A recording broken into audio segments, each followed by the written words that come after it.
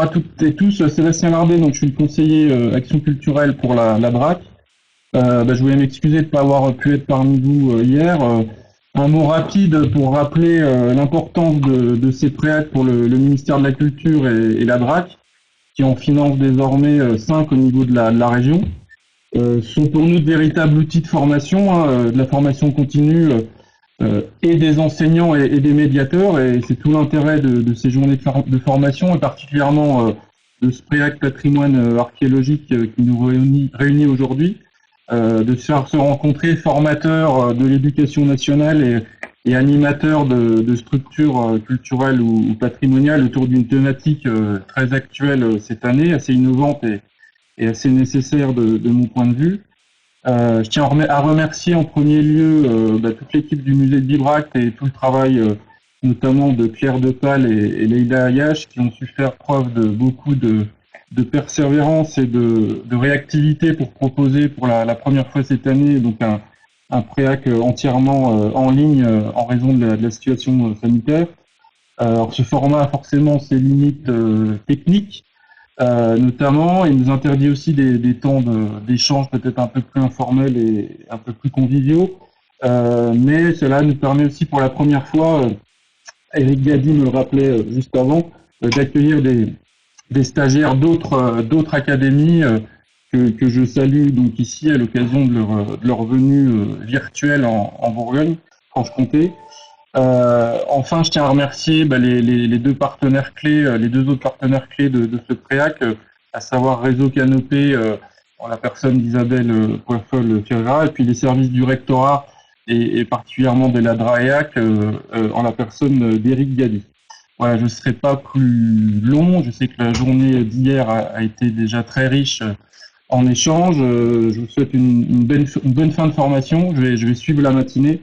Je ne doute pas qu'elle sera riche de vos échanges et puis surtout des conférences des principaux intervenants. Je vous souhaite à tous une bonne journée.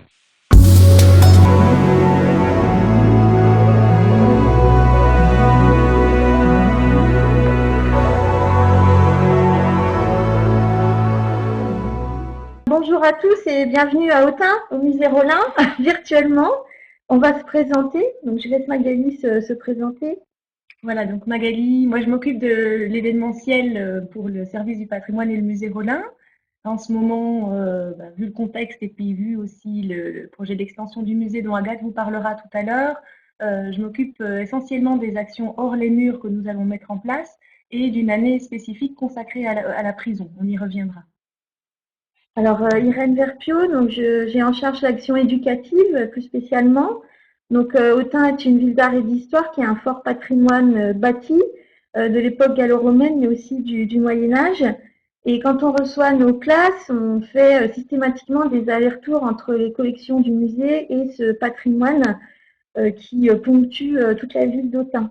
Alors, on partage souvent les classes avec le musée de Bibracte, on est très proches, puisqu'on partage aussi les guides conférenciers qui interviennent. Et c'est vrai que les enseignants choisissent avec justesse de préparer leur voyage en allant à Bibracte et ensuite en venant à Autun pour voir comment cette société gauloise va se romaniser. Et Héloïse, hier, montrait des prénoms gaulois écrits en grec. On a aussi la même chose à Autun. Donc, on a vraiment cette multiculturalité entre la population gauloise, grecque et romaine. Alors, le musée Rollin, pour ceux qui ne le connaissent pas, il est situé juste à côté de la cathédrale. C'est un musée municipal qui est labellisé Musée de France et il se trouve dans un ancien hôtel particulier du XVe siècle où a vécu une famille très célèbre en Bourgogne, c'est la famille Rollin, notamment Nicolas Rollin. Il a été ouvert en 1955 et il présente des collections qui vont de la période gallo-romaine jusqu'au XXe siècle. Tout à l'heure, Agathe Legros, notre conservatrice, qui est à côté de nous, vous présentera le grand projet de restructuration du musée, qui va aussi changer de nom. Alors, par rapport au sondage fait hier, on aborde peu la femme ou la question du genre dans la médiation au musée. On préfère parler plutôt des sociétés, avec à la fois les hommes, les femmes et les enfants. Par exemple, quand on parle du vêtement ou du portrait, on évoque à la fois le vêtement masculin et le vêtement féminin. Alors, quand on a préparé cette communication sur la place de la femme dans les collections du musée, cela nous a obligés à nous questionner. On s'est posé des questions qu'on ne se serait pas posées avant. Et d'ailleurs, ça a même donné lieu à des discussions entre collègues pendant les pauses café. Donc ça, c'était c'était assez intéressant d'avoir les points de vue d'autres personnes un peu plus éloignées de la médiation. Alors, on peut commencer par dire que les artistes féminines sont peu, voire pas présentes au musée. On a seulement 3 femmes et uniquement au XXe siècle. Cela ne veut pas dire que les femmes sont complètement absentes, mais aucun nom féminin n'apparaît dans les cartels du musée, à part ces 3 artistes dont on reparlera tout à l'heure. Alors, ce qui est important de préciser aussi, c'est que depuis la création du musée, en 1955, les conservateurs ont été des hommes jusqu'au début des années 90. Depuis, uniquement des femmes ont été conservateurs en chef du musée. Le terme est d'ailleurs encore souvent masculin, on utilise peu le mot conservatrice. Actuellement, l'équipe du musée est représentée par un personnel presque exclusivement féminin. Alors ces informations, elles sont importantes pour expliquer qu'il y a forcément une porosité entre le choix des œuvres présentées, ce qu'on appelle la muséographie, et la manière de les présenter, ce qu'on appelle la scénographie. Le résultat final peut être complètement différent. Par exemple, une statue féminine placée en hauteur, donc en contre-plongée, ne va pas produire le même effet visuel et la même émotion sur le spectateur que la même statue placée au sol. Dans le premier cas, elle donnera un effet de puissance et de force. Dans le second cas, une impression de fragilité. Donc entre le choix et la manière, la question de la représentation des femmes au musée peut donc être vite complexe. Alors on vous propose maintenant de faire un parcours virtuel dans le musée avant d'avoir le plaisir de vous accueillir quand le musée sera réouvert. Alors on va passer à la deuxième diapositive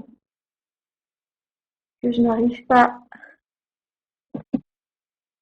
à mettre en place.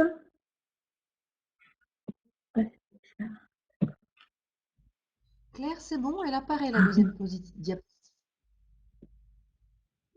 Je n'ai pas la deuxième diapo. Je n'arrive pas à la faire apparaître. Claire, elle apparaît à l'écran, il n'y a pas de souci. Est-ce que Claire, tu peux mettre la deuxième diapo?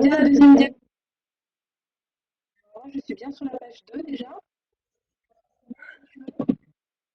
Celle-ci.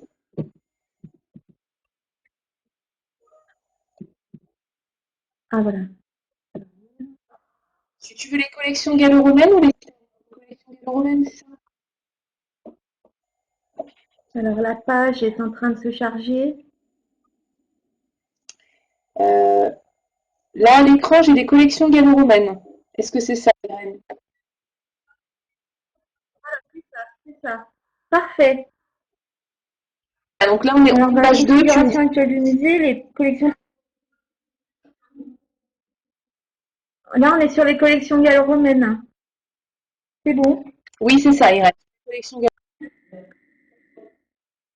Là, on a 4 photos des collections gallo-romaines. Donc, cette période, elle est présentée par thématique.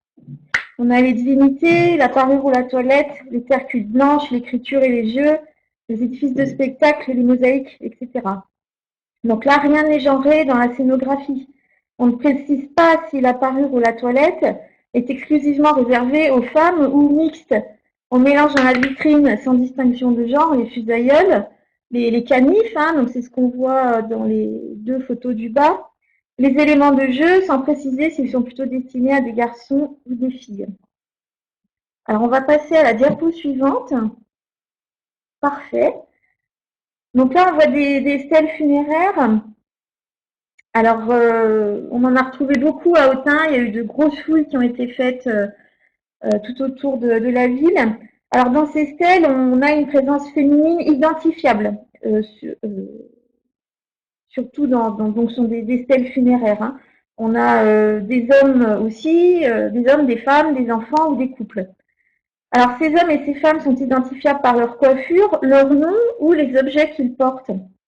C'est ainsi que l'on va rencontrer Ribrio, Ophilia, Blanda, Mamilia, Hilaricla ou Pacata chez les femmes. Et chez les hommes, on trouve les noms suivants: Ebrus, Marcius, Decius, Flavius ou Paconius.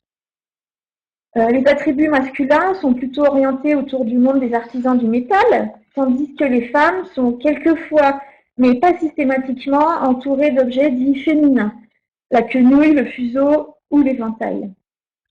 Alors la quenouille, on la voit en bas à gauche, et l'éventail, il est très joli, tout en bas, c'est la deuxième photo. Les enfants sont accompagnés d'animaux, de jouets ou de tablettes à écrire. Égalitairement, les hommes comme les femmes peuvent porter la serviette et le gobelet qui font allusion au banquet funéraire. Dans ces stèles, on nous montre des femmes dans leur vie quotidienne, loin des images lisses, des divinités féminines répondant au canon de beauté classique. Alors, on va passer à la diapo suivante,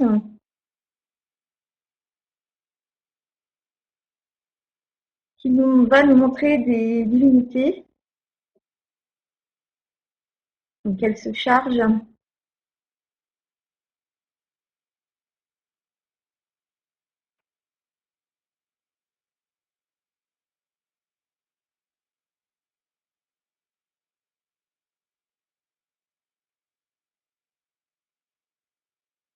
Alors, pendant le chargement de la diapositive suivante, on peut peut-être parler du musée lapidaire. On a un petit musée lapidaire en ville, dans le quartier Marchaux, pour ceux qui connaissent. Dans ce musée, on nous montre des éléments d'architecture monumentale et beaucoup de stèles aussi qui ont été découvertes au XIXe siècle. On en a beaucoup dans les réserves. Et puis, on en a quelques-unes qui sont incrustées dans la maison du gardien, la maison qu'on appelle la maison du gardien au théâtre romain.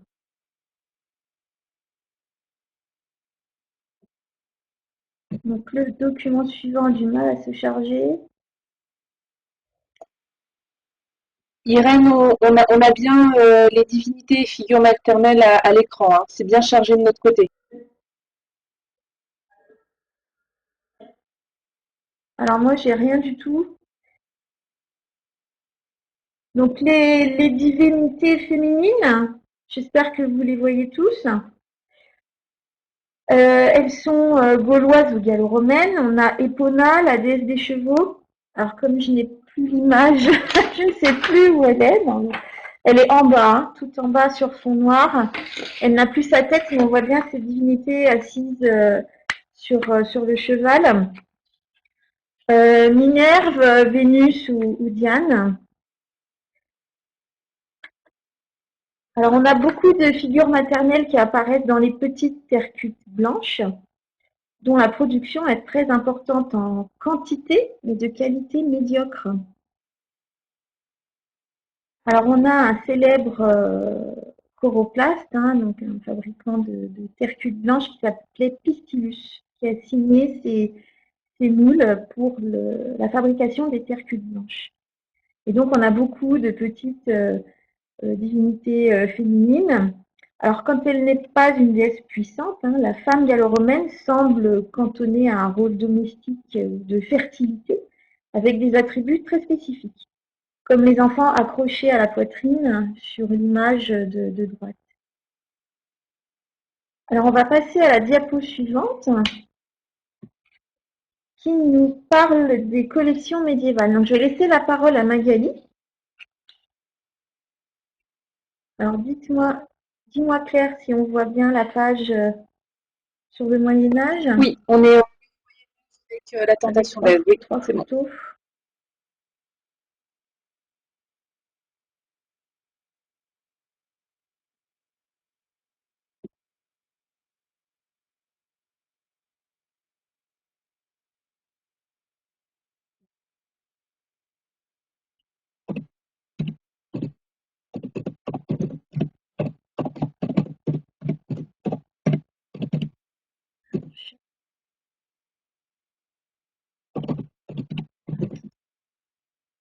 Ah voilà, très bien. Donc vous avez la diapo qui montre trois photos de sculpture. Voilà, donc je prends le relais pour cette partie-ci. Vous allez le voir, on va parler à deux voix, hein. On va alterner selon les moments de ce diaporama. Donc on est ici au Moyen-Âge, et au Moyen-Âge, on a un rôle différent qui est offert aux femmes. Dans la production artistique, en fait, on constate qu'elles deviennent les symboles de la force, du courage ou de l'érudition. L'exemple de gauche nous montre des statues féminines qui sont présentées comme des allégories de la géométrie ou de l'astronomie. Ce sont en réalité des piliers qui provenaient vraisemblablement d'un des bâtiments claustraux, probablement le réfectoire de la cathédrale Saint-Lazare, qui jouxtait la cathédrale Saint-Lazare à l'époque et qui a été détruit fin 18e. On y voit donc l'astronomie qui tient dans sa main une baguette surmontée d'une étoile, c'est celle qui est à votre gauche, ainsi que la géométrie qui porte une équerre. Ces deux allégories font partie, avec l'arithmétique et la musique, du quadrivium, donc un des 2 degrés des 7 arts libéraux, les 3 autres étant la grammaire, la rhétorique et la logique. En bas à droite, vous avez l'Ève d'Autun, chef-d'œuvre de l'art roman bourguignon, qui a été sculpté au XIIe siècle par le célèbre Gislebertus, dans un format d'ailleurs inhabituel, un format horizontal, qui n'est pas celui dans lequel on a l'habitude d'observer des représentations d'Adam et Ève en général. Et ce format est conditionné sans doute par son emplacement, puisque Ève se trouvait sur le linteau du portail latéral de la cathédrale Saint-Lazare, le portail qui était principal à l'époque, et qui a été détruit lui aussi au XVIIIe siècle. Vous noterez au passage que seule Ève nous est parvenue d'ailleurs, et que nous sommes toujours à la recherche d'Adam. En tous les cas, Ève nous apparaît non pas comme dans les siècles suivants, honteuse et cachant sa nudité, mais comme une personne subjugante, avançant vers son compagnon, avec certitude, les cheveux libérés, et qui attrape une grenade tendue par la main du diable. Donc ici, la nudité n'est pas lascive, mais conquérante. Sur la diapositive suivante, nous sommes toujours donc au Moyen-Âge, vous verrez plusieurs représentations de saintes. On est ici dans la salle des sculptures 15e du musée. Et donc ces sculptures de saintes nous apparaissent comme des guerrières combattantes. Oui, je me demandais simplement si vous aviez bien l'image du coup sous les yeux, puisque nous ne l'avons pas. J'espère que c'est OK. Si jamais, vous nous faites un petit signe. Donc des guerrières combattantes qui prennent leur destinée en main. À titre d'exemple, vous avez Catherine d'Alexandrie qui porte l'épée, la roue et le livre, qui sont des symboles à la fois de sa grande érudition et de son supplice. Vous avez Marguerite qui ouvre le ventre du dragon avec une épée, qui est ici disparue, ou Barbe qui échappe à la loi patriarcale en s'évadant de la tour où elle était enfermée pour se réfugier dans une grotte. En comparaison, en bas de l'image, vous avez des saints masculins qui semblent, eux, plutôt cantonnés à la protection des métiers artisanaux ou des maladies des animaux domestiques. On a saint Adrien, le patron des bouchers, saint Antoine qui protège des maladies de peau, saint Christophe, protecteur des voyageurs, ou saint Roch, protecteur des animaux. Sur la diapositive suivante, quelques exceptions qui apparaissent pour les hommes. La figure du sauveur, évidemment, Jésus quand il n'est pas représenté crucifié, ou bien des chevaliers sauveurs comme saint Georges ou saint Michel. Je cède la parole à Irène pour la suite. Alors, on passe à la diapo 8. Alors, la figure maternelle héritée des déesses mères est représentée par la Vierge Marie, qui présente son enfant, telle la déesse égyptienne Isis avec son fils Horus. Donc, vous l'avez sur l'image, une petite statuette d'Isis tout à fait à droite, avec Horus. La Vierge Marie est l'objet d'une grande vénération en apparaissant au centre du tableau de la Nativité peint par Jean Hay vers 1480. Donc, c'est le tableau qui est tout en bas. Ou portant dans son sein la Trinité, dans cette Vierge ouvrante du XVIe. Alors, la Vierge ouvrante, on a mis 2 photos au milieu. Elle est ouverte à gauche et fermée à droite. Alors, à cette époque, le thème de la Vierge Marie abritant dans son ventre la Trinité est très mal accepté par la haute autorité religieuse. Les théologiens s'inquiètent du risque de confusion. Ils pouvaient en effet laisser croire que la Trinité tout entière s'était incarnée en Marie. Alors, ces statues sont vidées de leur contenu, détruites ou occultées, jusqu'à leur interdiction pure et simple au Concile de Trente en 1545. Alors, cette statue qu'on a dans les collections, elle a échappé à la destruction, mais jamais à la grande vénération populaire des femmes enceintes ou désirant le devenir. Alors, elle provient de l'église d'un petit village qui n'est pas très loin d'Autun, qui s'appelle Hanau. Alors, on va passer à la diapositive suivante. Donc là, on aborde le mausolée de Lazare. Alors, ce mausolée, il se trouvait dans la cathédrale d'Autun, donc à côté du musée. Et les vestiges de ce mausolée qui a été détruit sont présentés donc au musée. La femme médiévale est placée au même niveau que les hommes dans la scène de la résurrection de Lazare. Alors, dans l'image en haut à gauche, on a une maquette du tombeau de Lazare. On voit Sainte Marthe et Sainte Marie, les deux sœurs de Lazare, entourer le tombeau avec Saint André et Saint Pierre. Alors, la statue de Saint Pierre, elle est au Louvre aujourd'hui. Toutes ces statues ont la même dimension avec des expressions bien marquées. Alors, on voit en bas à gauche Marthe et Marie. Il y en a une qui s'émerveille du miracle, hein, elle a les mains ouvertes, tandis que l'autre se bouche fermement le nez parce que le corps de Lazare sent déjà.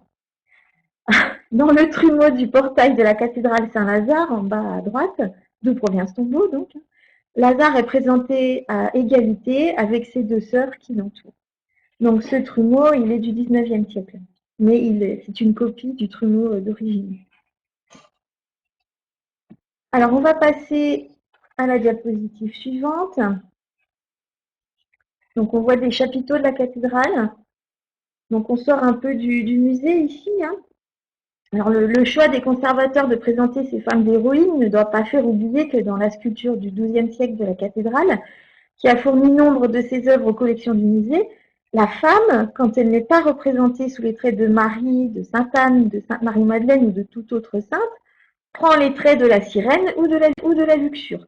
Autres images moins flatteuses de la femme quand elle n'est pas une proche de Jésus. Au tympan, les deux seules femmes identifiables sont la Vierge Marie et la luxure au linteau qui a des serpents qui lui dévorent la poitrine. Donc là, c'est l'image qui est tout en bas à droite. On remarque aussi, donc en bas à gauche, cette sculpture très usée sur le mur extérieur ouest de la grande sacristie, qui incarne la luxure en offrant son corps d'humilié. Alors on passe à la diapo suivante, et c'est Magali qui va vous présenter donc ces figures de l'Ancien Régime.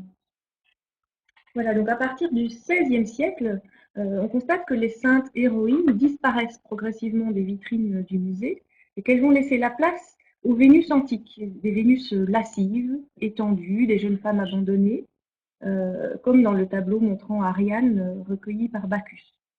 On a aussi la femme perfide, comme Salomé, celle qui réclame la tête de Jean-Baptiste dans le tableau de Quentin. Vous l'avez en haut à droite. Alors, on avait un petit doute si vous. On n'est pas sûr d'être sur la bonne page. Alors, j'essaie d'avancer. C'est la diapo, c'est la page 11.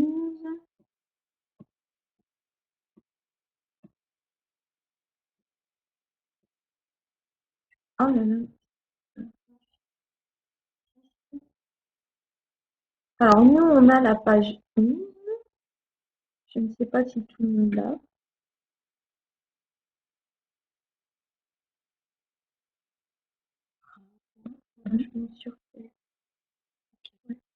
Donc on continue. S'il y a un souci, pareil, hein, vous nous envoyez un petit message. Voilà, c'est bon. Tout le monde est sur la. Merci Théophile. Théophile qui répond. Donc la tendance que l'on vient d'évoquer va se poursuivre au XVIIIe siècle, durant lequel la féminité semble surtout restreinte aux déesses nues, aux déesses étendues, comme dans les tableaux de Natoire, par exemple, hein, qu'on voit au centre de la diapositive. Petite parenthèse, d'ailleurs, on faisait le constat hier avec Irène. On a fait un jeu, il y a de ça un an ou deux, qui portait sur les stars du musée. On avait fait ce jeu en deux parties, en deux moments de l'année. Le premier s'intéressait aux stars, voilà, au plus bel homme du musée, et le second à la plus belle femme. Donc on avait présenté un certain nombre de reproductions qu'on avait laissées à l'accueil. Les personnes pouvaient les prendre et les mettre dans une urne en choisissant donc celle qu'ils préféraient. Et notre star féminine, c'est donc cette déesse terre, hein, Cérès, qui est au centre du tableau de Natoire que vous avez sur l'image. Et voilà, donc c'est elle qui a remporté le plus de suffrages. On reviendra d'ailleurs à nos stars un petit peu plus tard dans la suite de cette présentation. Les hommes, quant à eux, donc comme vous le voyez en bas à gauche, reprennent le rôle de l'explorateur, du sauveur musclé. On voit ici Hercule qui sauve les filles d'Atlas du viol des pirates. On a parfois aussi des représentations d'ecclésiastiques dans leurs médaillons, des gentilshommes. Par contre, très peu de portraits de femmes, Quand il y en a, ils sont généralement de moindre qualité et donc rangés dans les réserves du musée. Sur la diapositive suivante, on avance toujours dans le temps, on est ici au 19e siècle. Jusque vers 1870, on constate qu'il n'y a plus de maternité dans les collections. La femme demeure dépendante, soumise à son destin, comme la mère malheureuse ou la mère heureuse qu'on a présentée ici en haut à gauche. Bien souvent, en écho d'ailleurs au mouvement romantique qui gagne à l'époque une partie de l'Europe, tant en littérature qu'en musique ou en peinture, les héroïnes sont des femmes au destin tragique, comme Agnès, la mère du comte de Foix, vous avez donc la troisième image sur votre droite, ou Anne Boleyn, donc tout à fait à droite, là, dans les derniers instants, ceux qui précèdent sa décapitation. C'est donc Anne Boleyn qui est représentée avec le visage blafard, hein, qui contraste avec ses riches vêtements. Petite parenthèse, d'ailleurs, on vous annonçait qu'on allait y revenir à nos stars du musée. Anne Boleyn fait partie, avec l'Ève mentionnée tout à l'heure, et la Vierge de la Nativité au chancelier Rollin, que Irène vous a présenté, des 3 stars féminines qui sont les plus plébiscitées de nos collections. En équivalent masculin, on en reparlait avec Irène hier, on a Bellérophon, voilà, c'est le principal personnage, mais disons que ce sont plutôt les figures féminines qui l'emportent en tout cas. Dans le sondage, c'est Saint-André du tombeau de Lazare qui avait été élu le plus bel homme du musée. Oui, sur le jeu. Oui, Ouais, donc dans pas le du jeu tout qu'on le avait héros musclé, sauveur, Ouais. auquel on aurait pu s'attendre, Oui. effectivement. Là, on parle de 2 choses. Donc, d'une part, le jeu qu'on avait mis en place hein, sur les plus belles figures, mais d'autre part, des personnages qui sont les plus demandés parmi les visiteurs de nos collections, de manière générale. Voilà, donc ça, on y reviendra peut-être, mais c'est amusant de constater que nos œuvres peut-être les plus appréciées du public sont bel et bien genrées. Oui, c'est vrai. Voilà. Pour revenir à notre diapositive, une exception dans nos collections 19e, parmi toutes ces femmes mélancoliques, seule Sarah la baigneuse semble se moquer du spectateur, jouer avec notre regard. Elle est aussi la seule à conserver sa nudité. Dans son poème, Victor Hugo l'appelle Sarah l'indolente ou Sarah la nonchalante.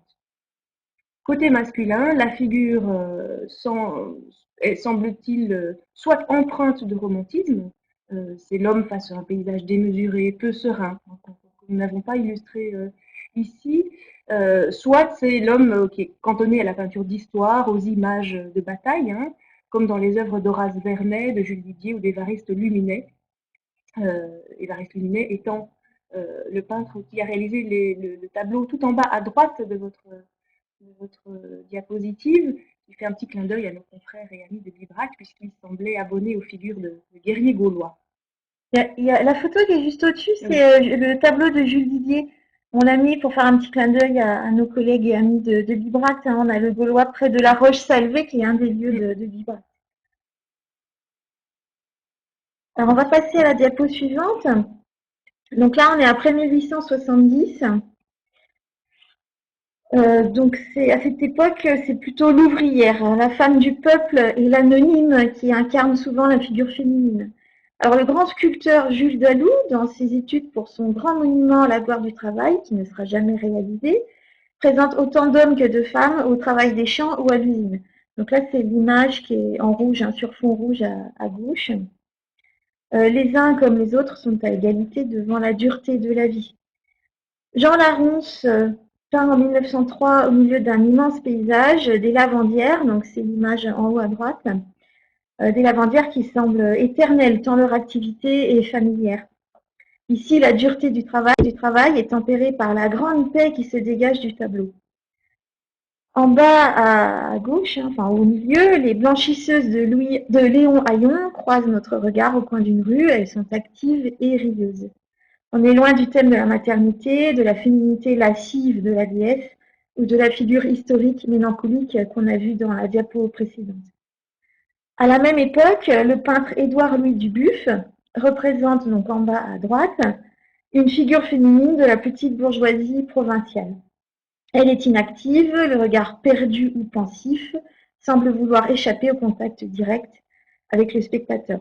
On peut toutefois se demander si elle est la meneuse du jeu ou si elle est réellement pudique. Une forte ambiguïté apparaît ainsi dans ce portrait au départ très conventionnel. Alors, personnellement, elle me fait penser à Emma Bovary. On ne sait pas très bien ce qui se cache dans sa tête. Alors, on va passer à la diapo suivante. C'est la diapo 14. Donc là, on est à la fin du 19e siècle. Donc là, on a le retour des maternités, mais avec une connotation religieuse moins marquée. C'est le temps des relations entre la mère et l'enfant, le jeu, l'éducation. Les plats en céramique dessinés par Froment de Lormel, en haut à gauche, donc on a mis deux images, illustrent des scènes de jeu ou de punition. Alors, celui qui est sur fond rouge, hein, il est très joli. Hein, on a cette divinité qui balance son enfant sur la jambe. Alors, on a mis aussi le peintre orientaliste André Sureda. Donc, c'est les deux photos de droite qui montrent des moments de grande tendresse et qui peuvent faire penser à des maternités aussi, d'ailleurs. Et en bas, hein, à gauche et au centre, on retrouve des images, enfin une sculpture et un tableau hein, de Maurice Denis qui surprend une scène de lecture ou de jeu. Alors on passe à la diapo suivante. Donc on reste chez Maurice Denis. Et on arrive donc dans la première moitié du XXe siècle, progressivement.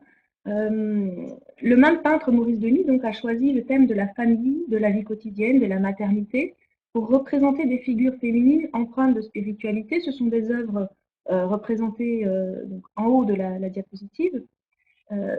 Souverbi, quant à lui, en bas à gauche, choisit de peindre des femmes, ou plutôt sa femme, inspirée des divinités antiques. Elles sont massives, nues,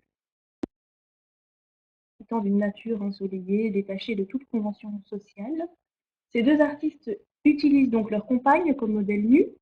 Ils ne cherchent pas la perfection du corps, mais la réalité de la féminité. Comme les peintres Louis Charlot ou Albert Montmereau, en bas à droite, ils ne cherchent pas à incarner la divinité antique inaccessible, mais plutôt la femme dans son quotidien intime, au lever du lit, en pique-nique, au travail domestique, avec beaucoup de tendresse et de personnalité.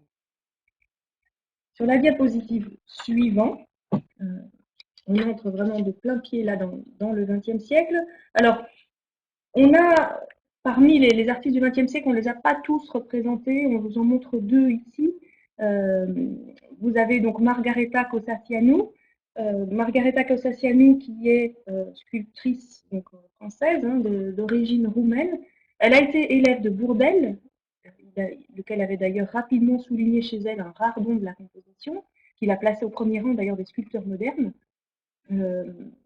Margareta Cossacciano fréquente et est influencée par de grands artistes, parmi lesquels Giacometti ou son compatriote romain Brancusi. Elle fait partie de ces femmes artistes reconnues de leur vivant, qui pratiquent leur art en répondant à de régulières commandes et participant à de nombreux salons. Ses portraits et sculptures féminines sont puissantes et fortes, mêlées d'une grande douceur. Il me fait penser qu'on ne vous a pas parlé non plus, on ne peut pas tout illustrer, mais on a aussi au 19e une célèbre sculptrice qui s'appelle Hélène Berthaud, qui a réalisé notamment une sculpture que nous avons qui s'appelle Vae Victoribus. Hélène Berthaud qui était une sculptrice qui a fondé notamment en 1881 l'Union des femmes sculptrices, dont elle était présidente.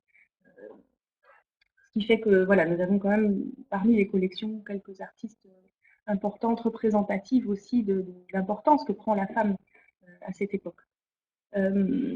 Ensuite, donc la deuxième artiste que vous avez ici sous les yeux en bas à droite, c'est Geneviève Haas. Geneviève Haas, qui est une artiste qui vit toujours, qui est très âgée, elle a aujourd'hui 98 ans, dont l'œuvre principale est constituée de monochromes. Des monochromes, pour ceux qui ne connaissent pas, ce sont donc des tableaux abstraits d'une seule couleur, hein, comme son nom l'indique, bleu pour la plupart. C'est une artiste qui a une reconnaissance internationale également, et qui faisait partie des amis du poète André Fresneau, d'où sa représentation donc, au sein de nos collections, hein, puisque les œuvres rassemblées par cet artiste, ce poète, pardon, sont entrées dans les collections du musée Rollin en 99 par le biais de son épouse Monique Mathieu. Nous avons aussi dans les collections un certain nombre d'artistes renommés, parmi lesquels Vera da Silva, qui n'est pas illustrée ici, hein, dont nous avons deux œuvres sur papier de petit format, autre artiste de renommée internationale. Et puis parmi les artistes plus locaux, nous avons Suzanne Roger, dont nous avons 5 œuvres sur papier, et Alice Griot, qui fait vraiment partie des artistes du terroir. Hein. Voilà, je vais laisser la conclusion à Irène. Ah bon, on va la faire à deux. Hein. Alors pour conclure, après ce voyage dans les collections du musée Rollin, depuis l'époque gallo-romaine jusqu'au XXe siècle, on constate d'une part que l'image de la femme et la richesse des représentations fluctuent selon les époques, comme on l'a vu, hein, mais qu'elles dépendent aussi forcément du choix du muséographe et puis du scénographe. Hein. Que veut-on présenter au public dans un musée aujourd'hui? Dans quel but? Comment faire ressortir les pratiques et les mentalités de chaque époque, tout en tenant compte de nos propres questionnements sur la place de l'homme et de la femme dans les sociétés, avec notre mentalité du XXIe siècle. Voilà, on vous laisse la parole si vous avez des questions. Merci à toutes les deux pour ce beau panorama du musée Rollin qu'on a hâte de retrouver. Je vais donc vous laisser poser vos questions dans le chat. Je laisserai prendre le relais si ma connexion est trop hachée. Alors, avez-vous des questions dans le chat? Donc, pour ceux qui n'étaient pas là hier, hein, le chat est sur la gauche de votre écran.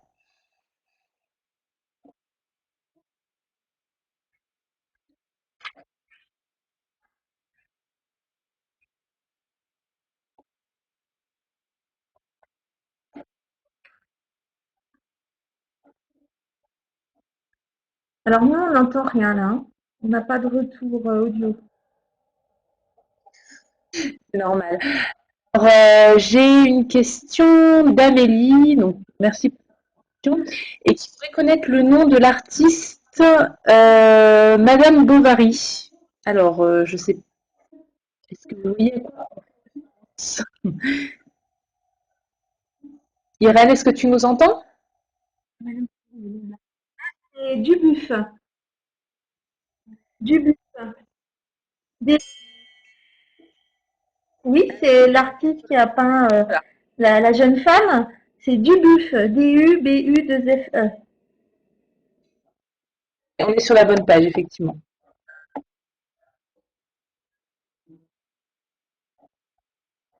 D'autres questions sont apparues un petit peu plus haut.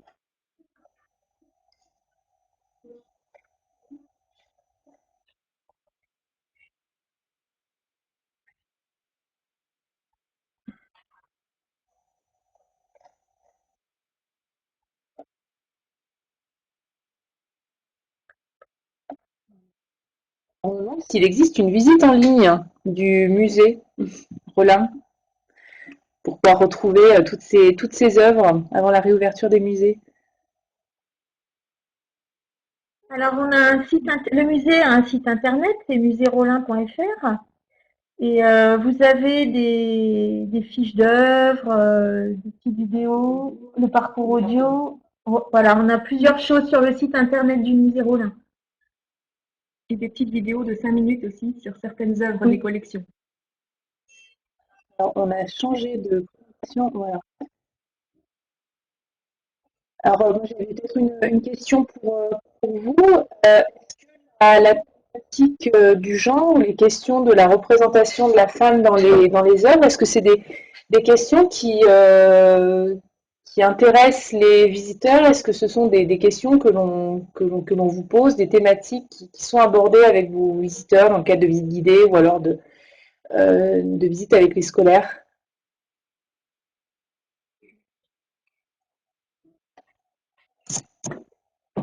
Alors, je ne sais pas si Irène nous entend.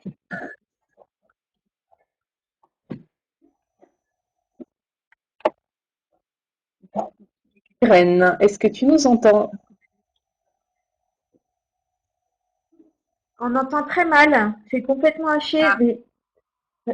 Alors, c'est pas compris. Faut-il lui envoyer la question par le chat parce qu'on n'entend quasiment rien en fait. Alors, peut-être que tu peux regarder dans les questions du chat public. On a une question de Sophie. Avez-vous traité le sujet de ces femmes avec les scolaires autour du genre? Voilà, donc c'est une question. Avec les scolaires, non. On est plutôt dans la vie quotidienne avec les scolaires. Alors il y a quelque chose qu'on fait beaucoup depuis quelques mois, c'est la rencontre sensible avec une œuvre. Donc ça n'a rien à voir avec le genre, hein, mais on l'a mis au point avec la référente, la conseillère art visuel du département, qui s'appelle Anne Roy, qui est partie en retraite maintenant. C'est plutôt un travail autour de la sensibilité, autour des œuvres, mais c'est vrai que le genre, on l'aborde pas. On n'a pas de demande de scolaire sur ce sujet, pour l'instant.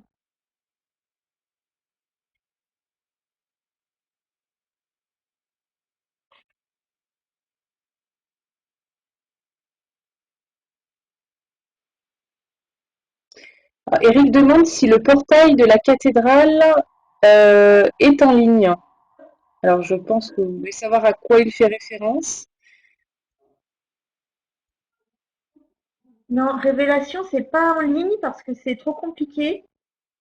On a une salle, hein, il faut venir à Autun. Voilà, juste devant le portail, hein, on a une salle qui présente un film qui a été réalisé en 3D sur le tympan. C'est gratuit.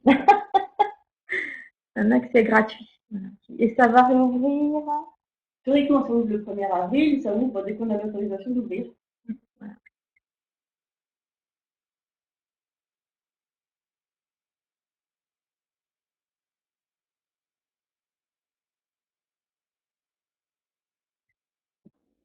Une dernière question de Jennifer sur la portée de ce projet suite à cette recherche. Donc, pensez-vous faire une proposition autour du genre pour vos publics?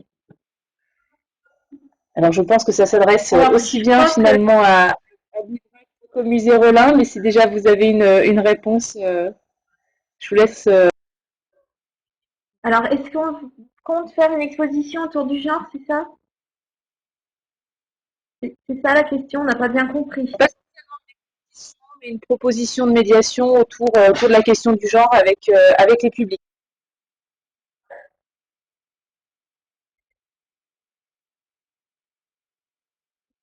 Non, on n'a pas prévu de médiation autour de la question du genre. Si on a des demandes, évidemment, on travaillera sur ce sujet. On a Agathe Legros qui est à côté de nous, donc elle peut peut-être répondre sur, sur une exposition. Ça va être compliqué de répondre sur une exposition alors que le musée s'apprête à fermer ses portes pour un chantier. Donc, en ce qui nous concerne, la prochaine exposition Miroir du Prince sur le mécénat au XVe siècle, les femmes ne sont pas très présentes, on va dire, sur ce sujet-là. Alors, là, c'est peut-être Magali qui va en parler, hein. On prévoit des expos hors les murs pendant la fermeture du musée. Donc, peut-être. Au sein des expositions hors les murs, on a notamment une proposition d'exposition, puisque parmi ces projets, on va proposer effectivement des conférences, des ateliers, hein, des animations diverses et notamment des expositions. Et parmi les expositions, on a proposé de travailler sur les artistes locaux.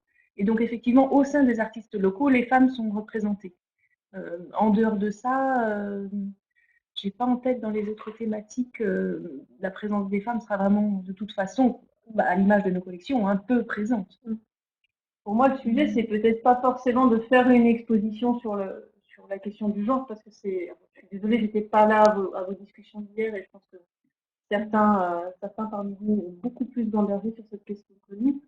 Mais déjà attaquer une exposition sur la question du genre en soi, ce que ça signifie, est-ce que c'est une exposition sur les femmes? Pour moi, je pense pas.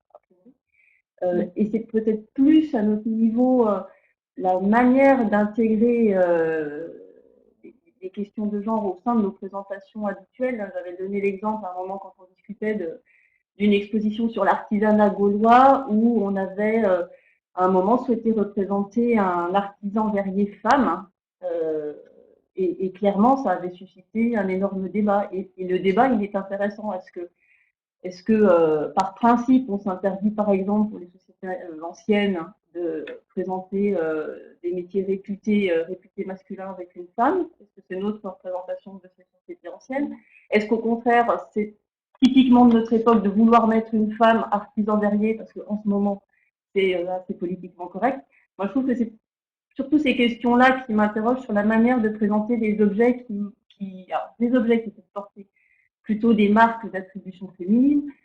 Les pesons de Fusailleul, par exemple, gallo-romain, bon, voilà, on est sur des objets qui sont a priori féminins. Est-ce que ça vaut la peine de creuser la question? Est-ce que nous, c'est vrai qu'on a des pesons là, qui marquent plutôt des pesons féminins, mais c'est plutôt effectivement là, voilà, est-ce qu'on féminise, est-ce qu'on donne une attribution sexuelle trop rapide à un certain nombre de faits, d'objets dans nos collections qui moi me questionnent et m'intéressent, peut-être plus que d'en faire un sujet en soi d'exposition.